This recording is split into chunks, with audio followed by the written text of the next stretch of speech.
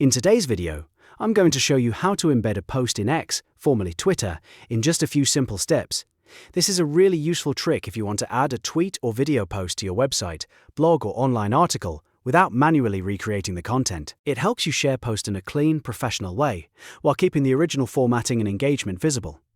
If this tutorial helps you out, make sure to hit the like button and subscribe for more easy software and social media tutorials. Alright, let's jump right in. First, go to X and find the tweet or post that you want to embed. Once you have the post open, look at the top right corner of the post and click the three dots icon, also shown as the More Options menu. This is where X keeps extra actions for each post. After you click the three dots, a menu will appear with several options. From that menu, choose Embed Post. As soon as you click that, X will redirect you to the X Publish page, which is where the embed code is generated.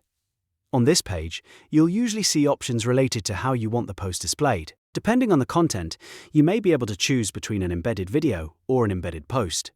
Select the format that best fits what you want to place on your website or page. If you want the full tweet style card, choose the post option. If you want to embed media in a more focused format, choose the video option when available. After you've selected the right embed type, look for the copy code button.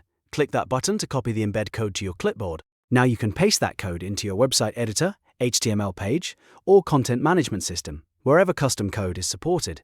If you're using WordPress, Blogger, or a similar platform, you can usually paste it into a custom HTML block or code section. Once saved or published, the embedded X post will appear on your page exactly as it should, with the original post formatting intact. And that's all there is to it. You've now learned how to embed a post in X or Twitter using the built-in embed tool. If this video helped, don't forget to like, subscribe, and turn on notifications so you don't miss the next tutorial. Thanks for watching, and I'll see you in the next one.